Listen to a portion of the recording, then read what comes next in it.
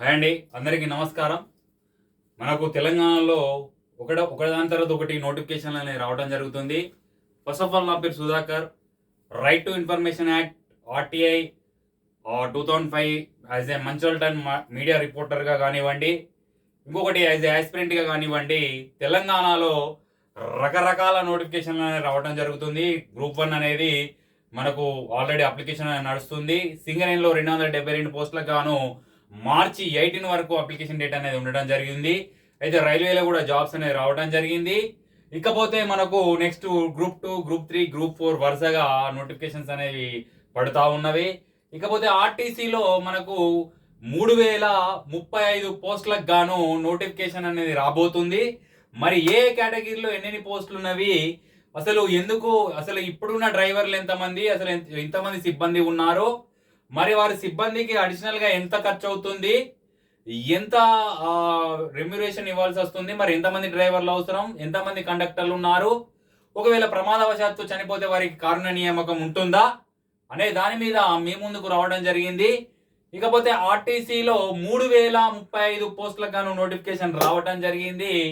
అవి చూసుకుంటే కనుక అందులో డ్రైవర్లకు ఎక్కువ కేటాయించి ఎక్కువ ప్రయారిటీ ఇచ్చి డ్రైవర్లకు గాను 2000 పోస్టులు, శ్రామిక్ గాను అంటే హెల్పర్స్ గాను 743 పోస్టులు, డిప్యూటీ సూపరింటెండెంట్ ఆఫ్ మెకానికల్ కు చూసుకుంటే 114, తర్వాత డిప్యూటీ సూపరింటెండెంట్ ఆఫ్ ట్రాఫిక్ చూసుకుంటే 84, తర్వాత డిఎం ఏటీఎం మెకానికల్ ఇంజనీరింగ్ చూసుకుంటే కనుక 40, తర్వాత అసిస్టెంట్ ఇంజనీరింగ్ సివిల్ చూసుకుంటే కనుక 23, తర్వాత మెడికల్ ఆఫీసర్ చూసుకుంటే కనుక 14, తర్వాత సెక్షన్ ఆఫీసర్ చూసుకుంటే కనుక 11, తర్వాత అకౌంట్స్ ఆఫీసర్ చూసుకుంటే కనుక 6.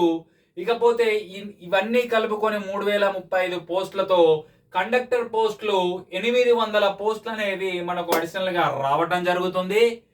ఇకపోతే దీనికి గాను మనకు ఎంతమంది డ్రైవర్లు ఉన్నారని చూసుకుంటే గనక డ్రైవర్లు వచ్చేసి 14,747 మంది ఉన్నారు.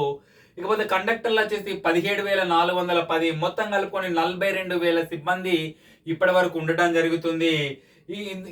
ఎప్పుడైతే మహాలక్ష్మి పథకం ప్రవేశపెట్టామో 65% ఆక్యుపెన్స్ తో 100% ఆక్యుపెన్స్ తో టోటల్ పూర్తిగా ట్రావెలింగ్ అనేది ఉమెన్స్ చేయడం జరుగుతుంది. అయితే దీనికాను ఇప్పుడు ఈ అడిషనల్ గా ఈ పోస్టులను ఇవ్వడం వల్ల గవర్నమెంట్ కు 8,40,40,00,000 ఫండ్ అనేది ఆర్థికంగా ఇబ్బంది కలిగే అవకాశం ఉన్నప్పటికీ నిరుద్యోగులను మనకు 2 లక్షల ఉద్యోగాలే టార్గెట్ గా మనకు బడ్జెట్ లో ఈ యొక్క ఉద్యోగాలను కేటాయించడం జరుగుతుందని చెప్పడం జరిగింది. మొత్తం కలుపుకొని ఏటా 100,80,00,000 రూపాయలు ఆర్టీసీకి కేటాయించడం జరుగుతుందని చెప్పేసి గవర్నమెంట్ చెప్పడం జరిగింది. ఇకపోతే డ్రైవర్లకు అదనంగా ఈ 2000 పోస్టులకు గాను ప్రయారిటీ ఇచ్చిన పిమ్మట 65,28,00,000 రూపాయలు వీరికి అదనంగా కేటాయించబడుతుందని చెప్పేసి చెప్పడం జరిగింది. వీరికి ప్రమాదవశాత్తు చనిపోతే కారుణ్య నియామకాలు వారి పిల్లలకు కూడా కేటాయించడం జరుగుతుందని చెప్పి చెప్పడం జరిగింది.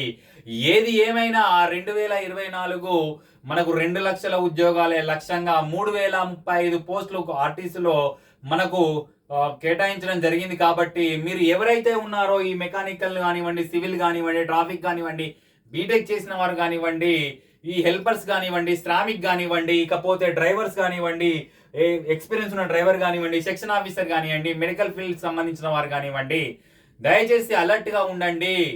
As a reporter higher official right to information act ప్రకారం కానివ్వండి, లేదా మీకు యాజ్ ఏ ఆస్పిరెంట్ గా కానివ్వండి, నన్ను ఆదరిస్తున్నందుకు గాను దీన్ని అలర్ట్ లో ఉండండి. ఇది ఎప్పుడైతే అప్లికేషన్ వస్తుందో దాని ప్రాసెస్ కానివ్వండి, అప్లికేషన్ డేట్ కానివ్వండి, మీకు మరొక వీడియోతో మీ ముందుకు రావడం జరుగుతుంది.